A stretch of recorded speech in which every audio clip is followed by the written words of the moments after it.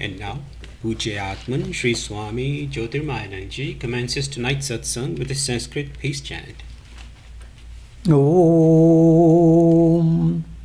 Purnamadaha Purnamidam Purnat Purnamudachyate Purnasya Purnamadaya Purnamevavashishyate Om Shanti Shanti Shanti.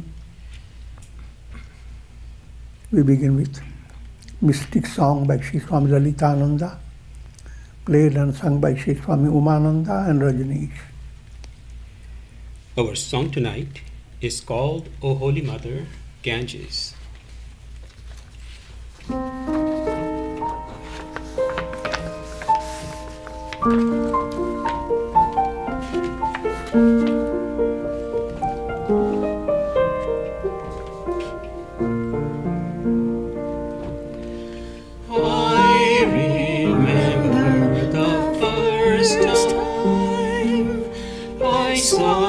Shining in the early morning sun, with your sparkling waters flowing on, reflecting the clouds in the sky.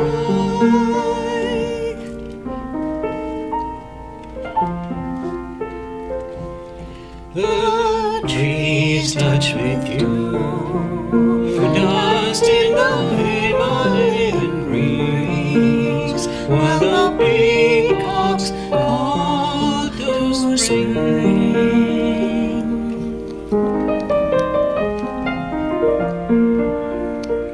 Carry me in your arms to the sea of eternity.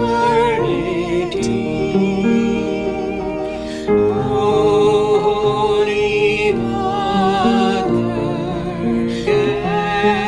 Ganges, may I be free forever.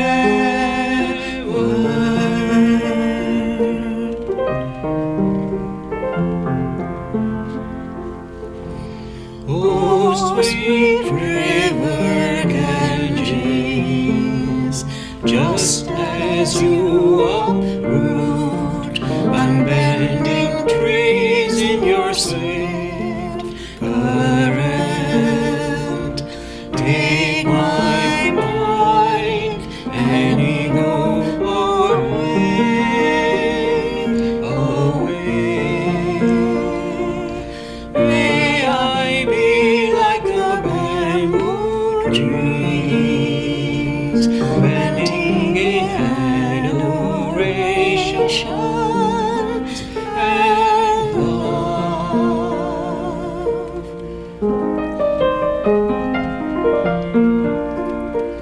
Carry me in your arms to the sea of eternity.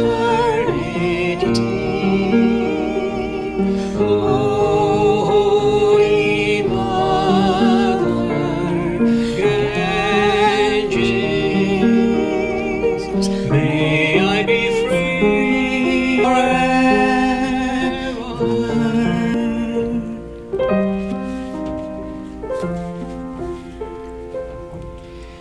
For centuries the sannyasis with folded hands prayed in the moonlight on the silvery sands, while your cool water swirled and surged over rocks, giving them hope and joy unborn.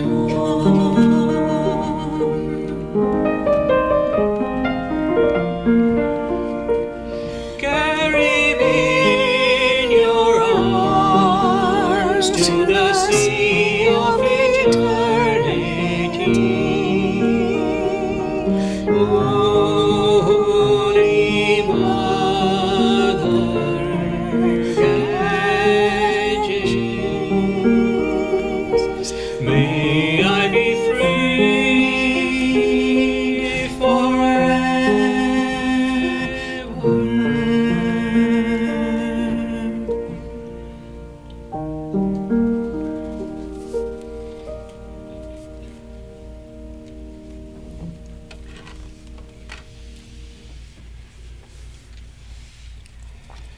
We are recording from the ashram of our revered Guru, Pujya Atman Sri Swami Jyotirmayananda in Miami, Florida.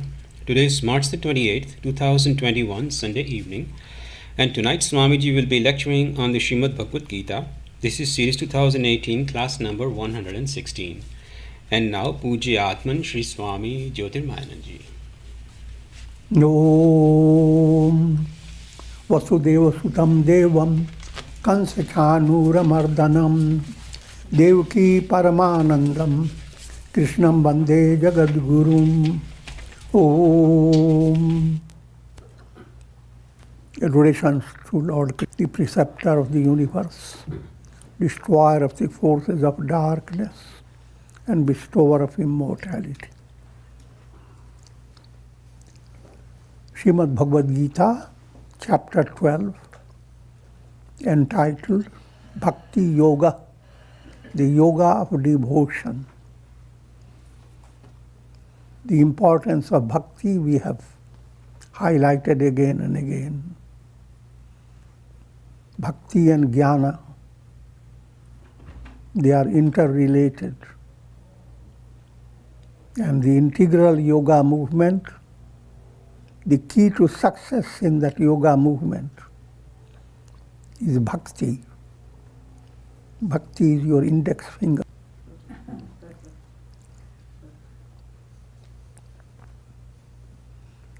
And jnana is the thumb.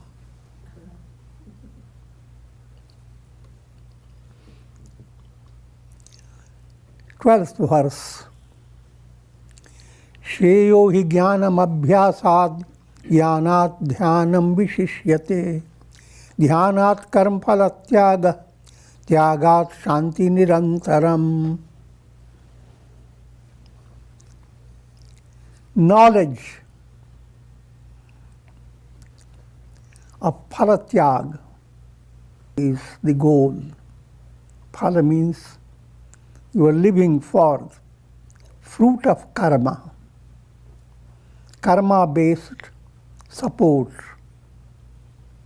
Fruit of karma, no matter how wonderful it will be, it's perishable. So this phala is your objective in life. In order to succeed in this project, is a sequence. Shreyo jnanam abhyasat. Jnana is much better than abhyasa. Jnanat dhyanam vishishyate. And dhyana, meditation is translated as, is better than knowledge. The renunciation of the fruits of action is better than meditation. For peace immediately follows from renunciation.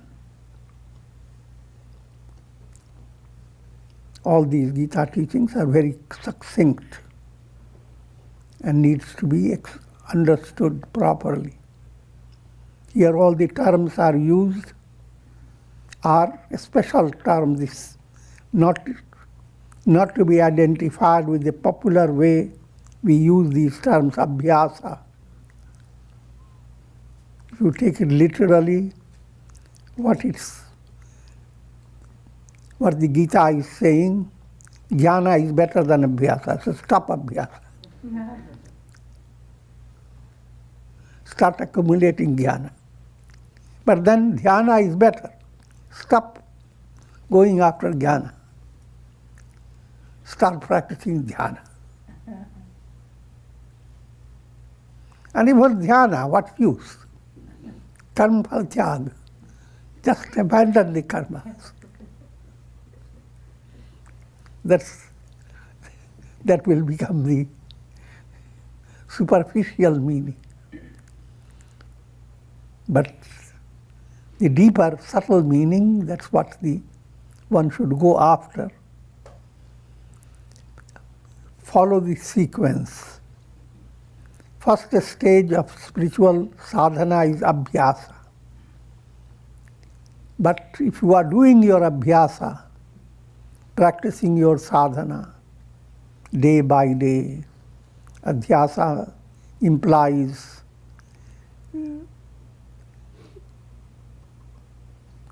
that type of discipline that you adopt, nairantarya, day by day, satkara sevito, with great love and respect for what you do.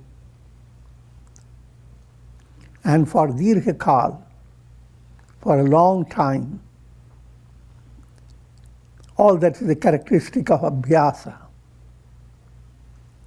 So abhyasa, as you are doing, must allow your intellect to grasp what your goal is.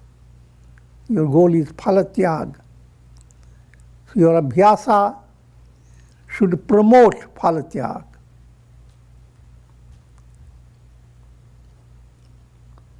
And to the extent you succeed in phalatyag, to that extent you also intensify your abhyasa. So abhyasa and phalatyag have interdependence, supplement-complement relationship. But we have to always understand, if you stay only maintaining the discipline day by day without getting inspiration from satsanga, without gaining insight through scriptures, then you are in an inferior stage and you are vulnerable to be dominated by your lower self. So don't be gripped by abhyasa, but abhyasa should be successful by promoting in your understanding the importance of phalatyaga, of moving away from fruit of karma. Moving away from fruit of karma is same as moving away from the bondage of karma. No more karmas. Karma-based attainments are that keep the soul trapped in the cycle of birth and death. Phalatyaga stops this process of birth and death and promotes moksha for your soul.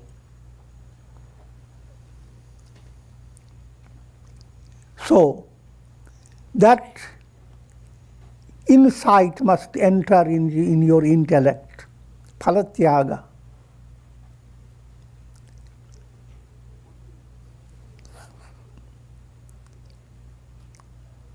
The shreyo hi jnanam abhyasat. Abhyasat dhyanam vishishyate.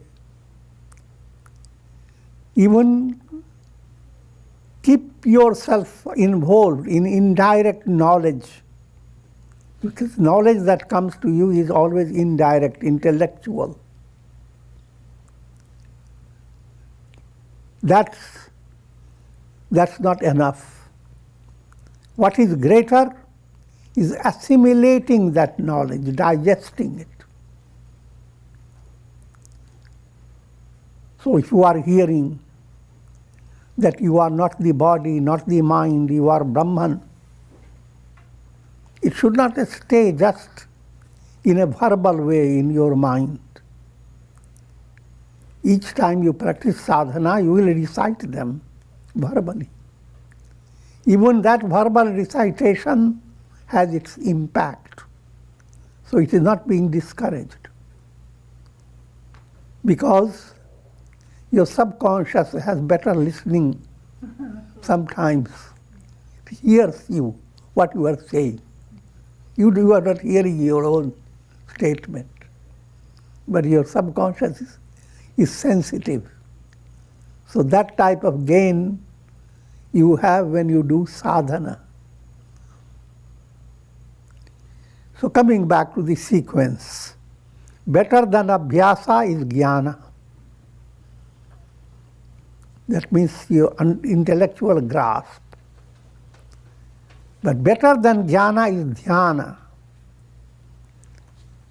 You're assimilating the knowledge. Intellectual grasp is just like the grasp of your recipe. If food you have ordered and you have the grasp of all the recipes that form the food for you.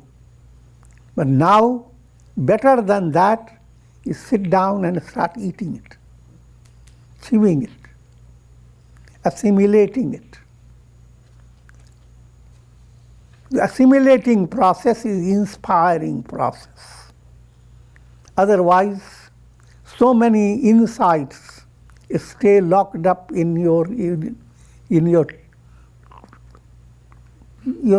house, the treasure section of your house, bhandar grih, storehouse.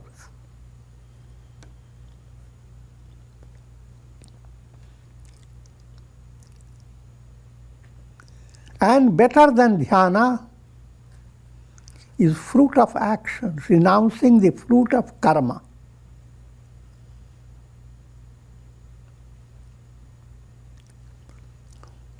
Again, it doesn't mean that you stop your dhyana.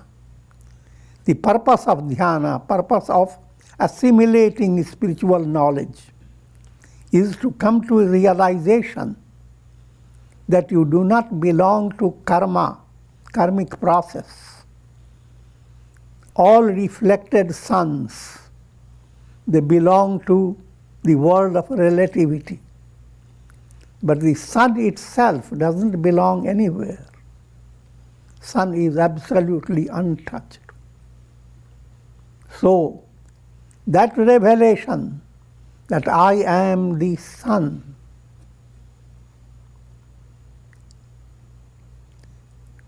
that's the best. That's the goal of life. So, and that's called renunciation of fruit of karma. Renunciation of sakamya karmas, karmas that you do for the expectation of fruit. And that means same thing as nivritti, sannyasa. You adopted the path of sannyasa. And if sannyasa becomes your experience, you are enlightened. And enlightenment means for peace immediately follows from renunciation. So follow the sequence. The first, abhyasa. Second, jnana. Third, dhyana. Fourth, karma phala tyaga, renouncing the fruit of karma. And fifth, ananta shanti, supreme peace.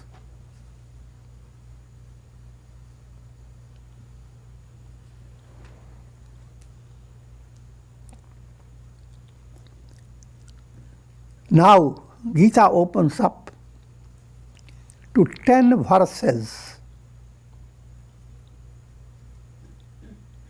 No, rather 8 verses called Amritastakam.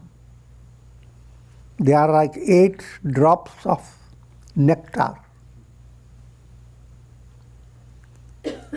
And the topic is, a devotee is dear to me, but who is dear to me? If you understand that, then you know the ideal devotee. And then you know also what we mean by the path of devotion. Characteristics of a devotee. A devotee is one who is dear to God. Why is God so impartial? That you have to understand. The sun is impartial to all buckets of water. But in that bucket where water is clear, the sun is smiling with the reflected sun. The reflected sun is looking, as it were, at the sun. Allegorical language. Reflected sun has no difficulty in realizing, I am the sun. So why the sun becomes partial to one part and remains untouched by other parts? Simple point is, when you begin to practice your spiritual sadhana, already described abhyasa, jnana, dhyana, movement, you become dear to God. And what does that mean? What are the qualities that develop in your personality, which imply that you are devotee of God, and God is actually drawn to you more profoundly than you think of where God is. So we begin this. Adveshta sarva bhutanam maitra karuna evacha nirmamo nirahamkara samdukha sukha kshami. Adveshta sarva bhutanam. He who is free from hatred towards all beings. This is advanced ideal. This, just like the Gita presented Sthita Pragya Lakshanas, characteristics of Sthita Pragya. Same in parallel line, Gita is presenting 8 verses bringing out the characteristics of devotee of God. Devotee of God and Sthita Prajna are one and the same.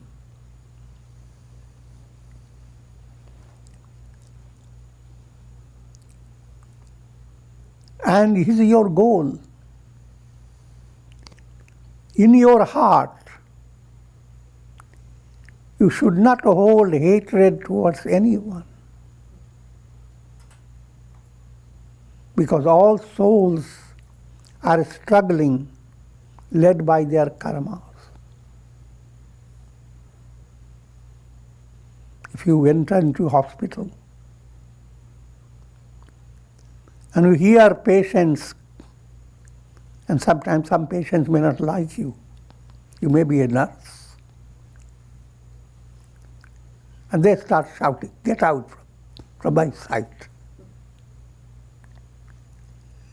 The nurse should not have hatred. Nurse should realize this is a symptom of hallucination in the mind of people, the symptom of mental derangement.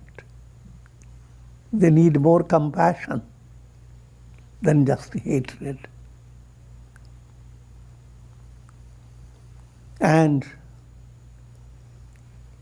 towards that daily recitation of Sarve Bhavantu Sukhina, Sarve Santu Niramaya, may all be happy, may all be free of troubles, Sarve Bhadrani Pashyantu, may each attain Sanmati, Ma Kashchid Dukha Bhag Bhavet, may sufferings terminate for all. Just like if you are a parent, mother or father, you are having goodwill for all your children and grandchildren. Consider the entire universe as your children and grandchildren.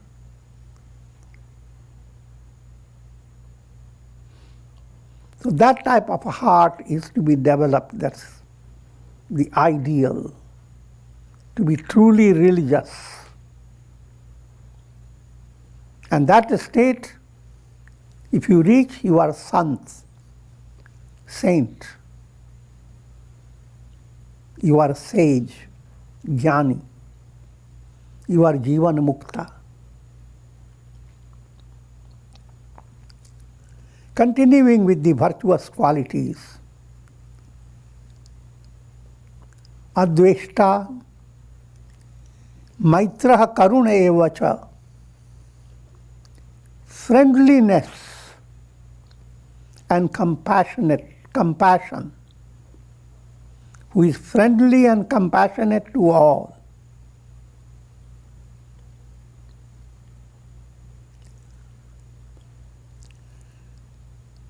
Friendly term has to be understood. Friendly relation is very profound relation, because when you turn that sentiment to God, it's called Sakya Bhakti. Krishna and Arjuna, they had friendly relation.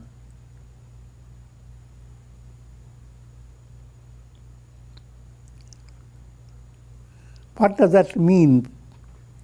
Friendly means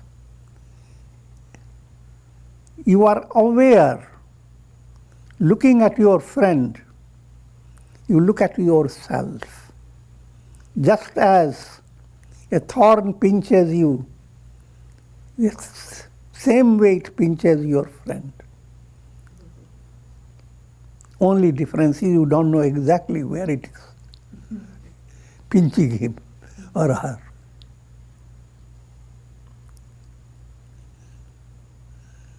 So you become completely aware of the predicament of your friend.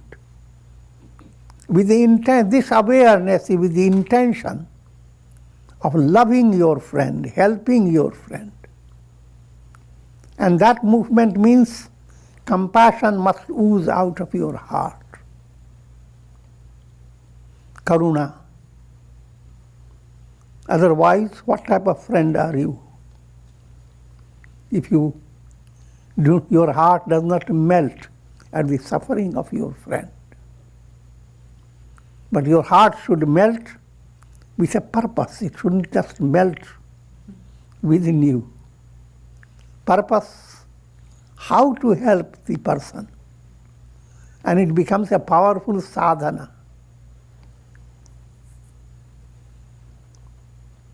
Any help that you give to people is an act of worship of God in a subtle form.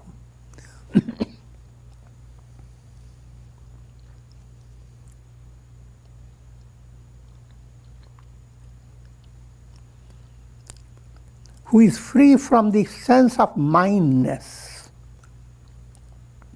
Mindness means attachment and egoism. I-ness and mindness. That's what we use always in Namah, neither me nor mine. Namah mantra.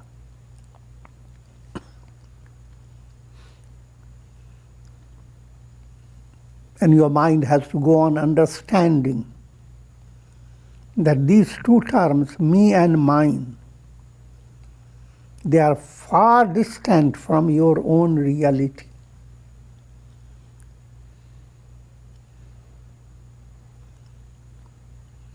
What you consider your reality is a kind of a dream. Just like in dream, you are always working for me and mine. But at the same time, nothing in your dream world is real. Similarly, you are working hard for me and mine. But nothing of the me and mine is real in this world. But when you hear all this is unreal, The message is not that you should become completely secluded from others.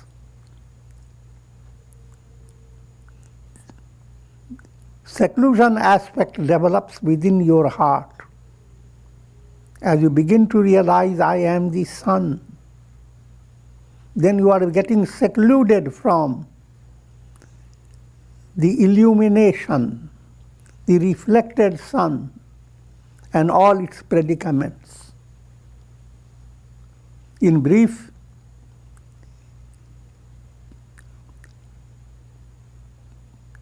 greater the detachment, better is your compassion towards others.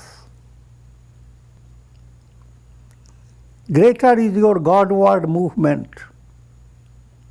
Greater is your heart's bhavana, feeling of your heart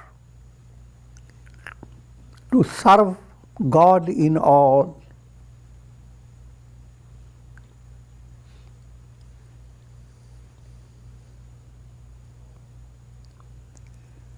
And is forgiving and balanced in pleasure and pain. It started with adveshta. Adveshta is same like akrodha.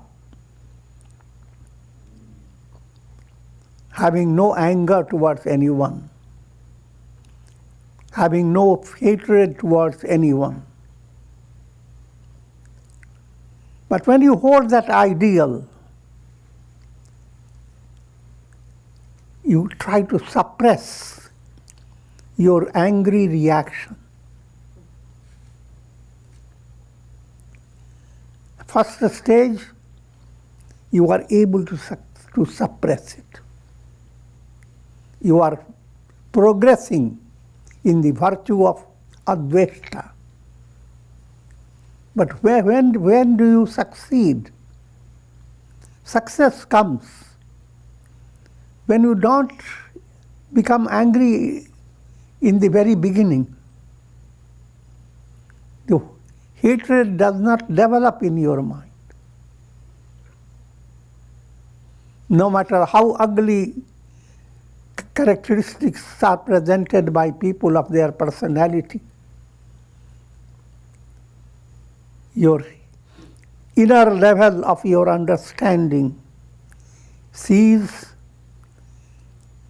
soul's predicament with sense of compassion. There's the question of forgiving does not arise. So that's called real forgiveness, when you are not forgiving anything. Where the movement of forgiveness is like opening a window and the light comes in. Spontaneous.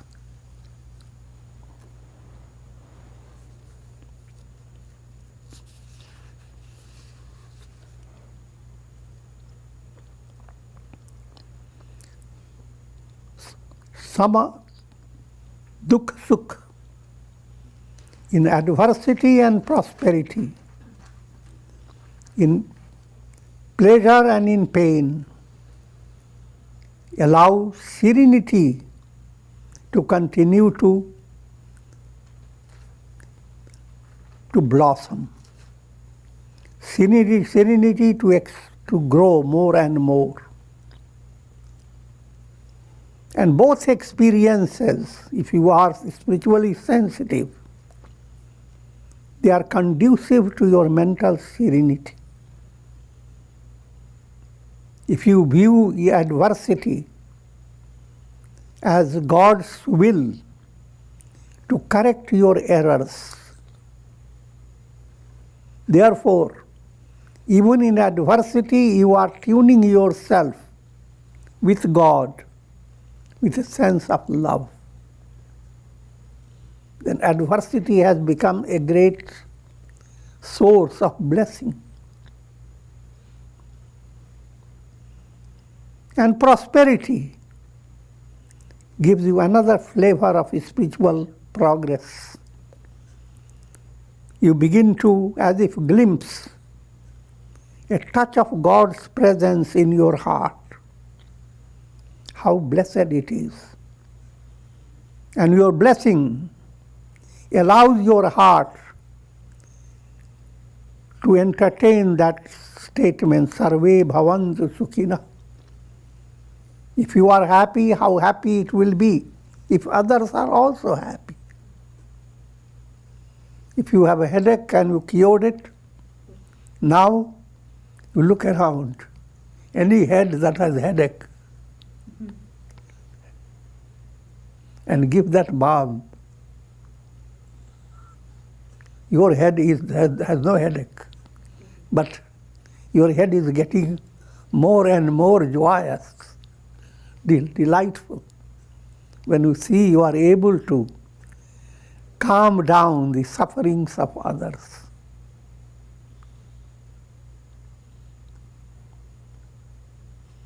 So, normally your mind is like a fox, looking for where is prosperity, how can I avoid adversity. Here you have to come to understand that from common sense point of view, we will automatically do that. The scripture doesn't say that we shouldn't do that. You must avoid adversity, promote prosperity. That common sense aspect. But while doing that, in your deeper level, you must understand that led by God's will, you will be able to remedy your adversity and promote your prosperity. But when you remedy your adversity, remedy implies your love of God increases more. Your adversity has ended up bringing you closer to God. And likewise, your prosperity has led you still more closer. Because God is Ananda, bliss. So then you have nothing to lose during adversity or during prosperity.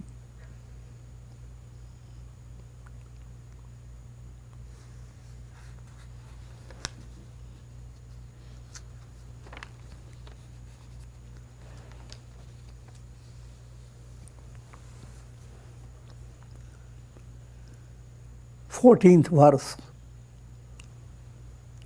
Santushta satatam yogi yatatma dridha nishchaya mayyarpita mano buddhir yomad bhakta same priya. He who is ever contented,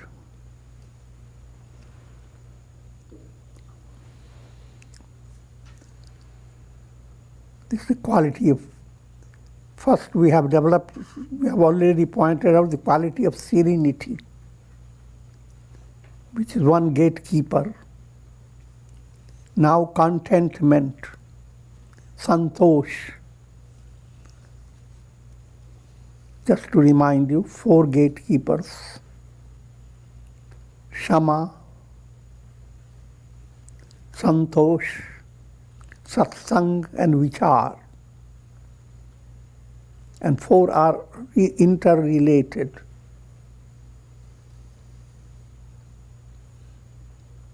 And whoever develops any one of these qualities is dear to God.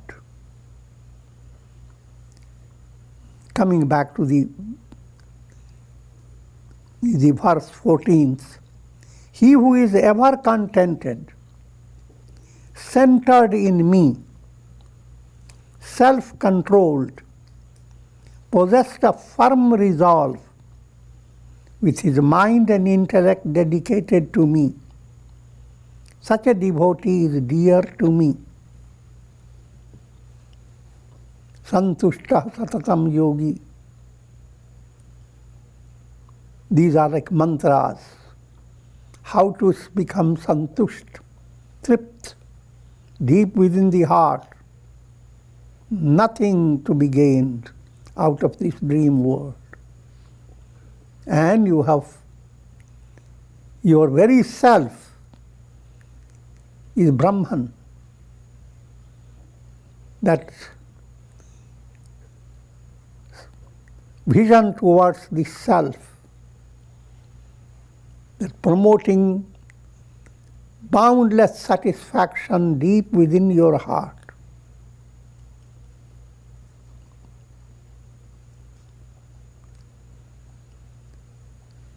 That must become your spiritual addiction. Yatatma, allowing your higher self to control the lower self. Mastery over your mind, intellect, and senses.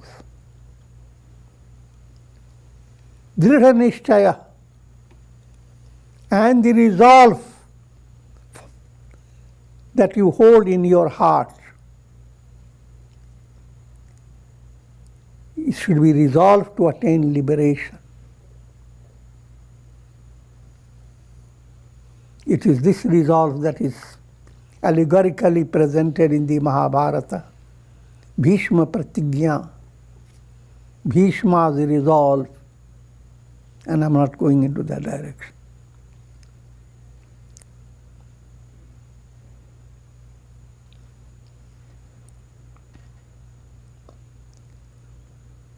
In other words, every aspirant must resolve to adopt the vrata, the vow of attaining liberation. But that vow has to be vow. It must go through 3 stages. Shakti, once you have made the vow, again you are making the vow progressively. You can't make it completely, but you go on promoting it. As you are promoting it, you discover amazing strength within yourself to face the challenges in your life. That amazing strength comes from God's grace. So Shakti begins to make your life simpler. Bhakti, next, you begin to develop delight of God's presence within your personality. God becomes your father, your mother. Upadrashtanumantacha. He is overseeing you. He is very close to you like a mother. And he is inspiring you. And ultimately you are being led to him.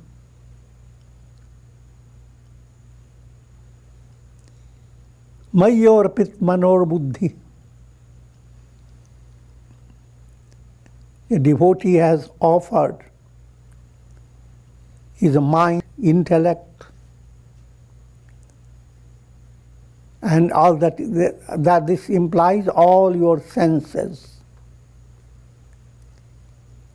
If you are adopting this movement, then you are dear to God. If you are succeeded in it, then you are the dearest of God.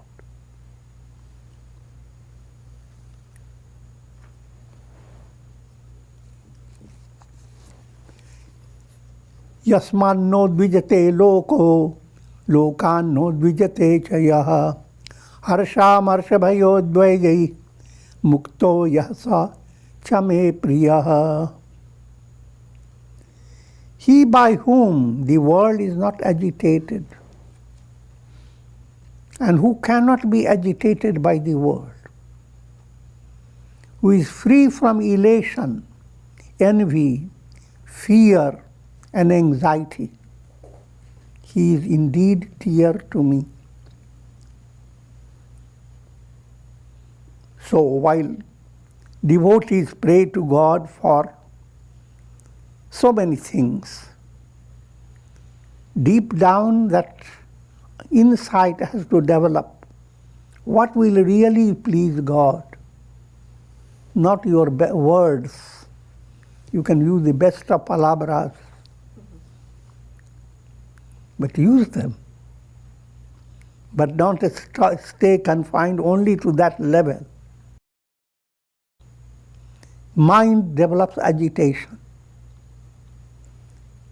First point to understand, it is not possible for anyone to understand everything. But everything, and you yourself are divine creation. God is behind. So that faith in God, that you are being led by God, that God is watching over you.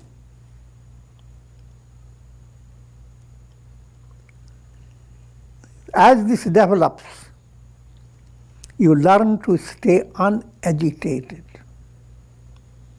You go on treating your problems, physical, economical, and whatsoever problems. You use common sense and practical reality. That's not being negated. But you don't have to be agitated. You learn swimming. Don't be agitated to jump into the pool without learning the swimming lessons. Stay supported. But your goal is not to be agitated. Allow your mind to enjoy serenity. Surrender to God. And that any virtue that you develop is like a blossoming flower. The proof of the blossom is it begins to help countless other people around you. You don't count them because you are related to the whole universe. And what happens within you touches countless souls that you go viral without any mechanical device. And you don't have to think of it. And it goes negatively as well. If you are constantly agitating yourself, you are creating a negative influence on people around you. You are hurting yourself, firstly, but then you are also hurting others. You are promoting Ajnana Yajna. Jnana Yajna is to promote that knowledge movement. Ajnana Yajna to promote ignorance, highlighting ignorance. When people come together, spending hours and hours of talking about others' vices and all the torture, etc., that the world is waiting for, all that may be perfectly good in this practical way. But what you are missing the deeper reality, that it is by promoting love of God, allowing every individual to discover that it's possible for the person to be Godward. If you are promoting that, you are doing the best service. So by whom the world is not agitated. put it in a very simple way. Don't develop an irritable personality. Don't be constantly shouting. Think of any family. Things are going well.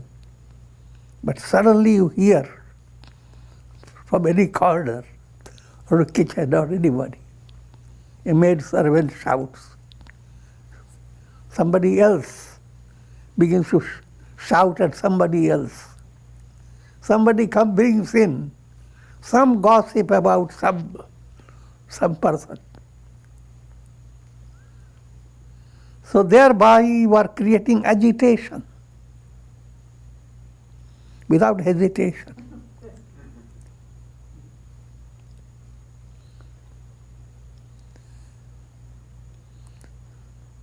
And this point has to be highlighted in your personality. Allow as much as possible a joyous set in your family, in your near and dear ones. No agitation, but calmness. Calmness in your heart creates a spring season around you. Everything can be viewed in a nice way and handled with skill. If calmness is not there, everything goes wrong and you can commit a big error.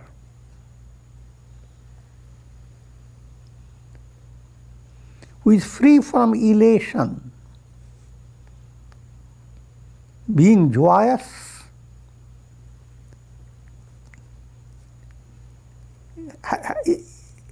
has two effects.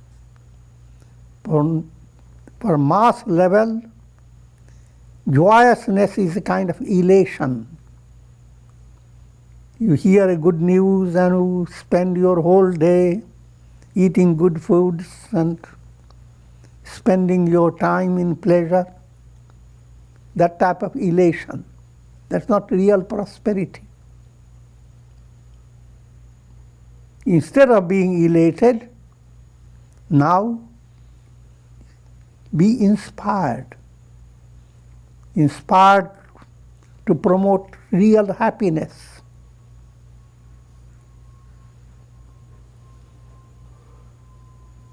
In other words, control your elation.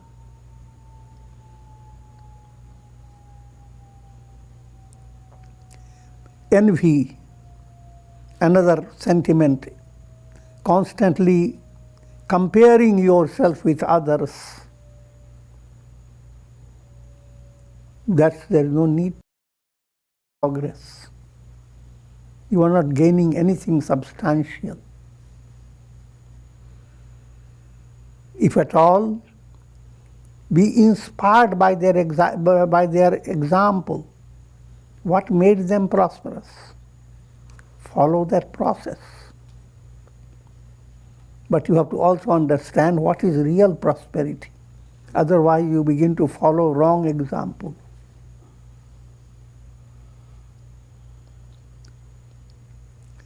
Fear.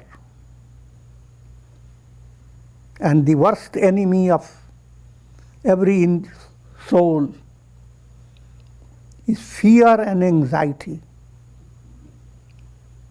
And constant practice of sadhana, japa, meditation, surrender to God, satsanga, they begin to reduce your fear and allow you to enjoy sweetness of surrender. Sweetness of surrender gives so much strength to your heart. The things that frighten you, they no longer can frighten you.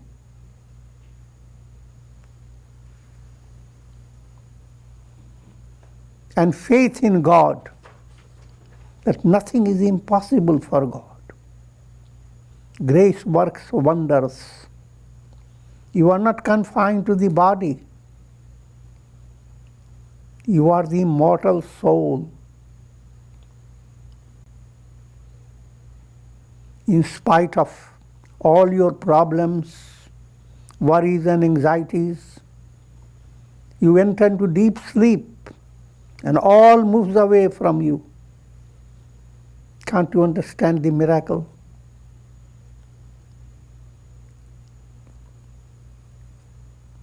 That's an echo of divine truth. When you surrender to God, you are slipping into deep sleep.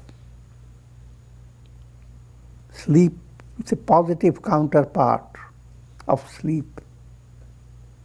You are going into deep, diving into ocean of joy.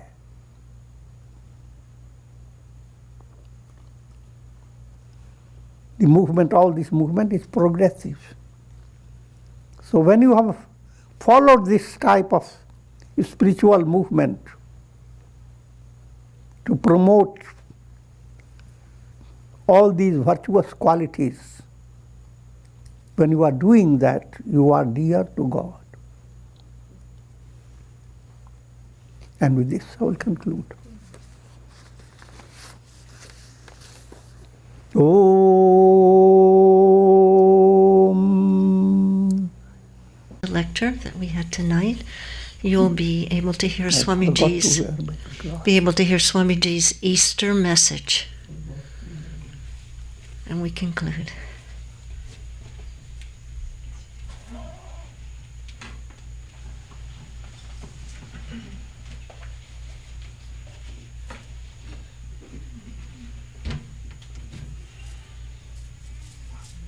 Om Shri Sadgurunath Maharaj Ki Jai. Thank you, Swamiji.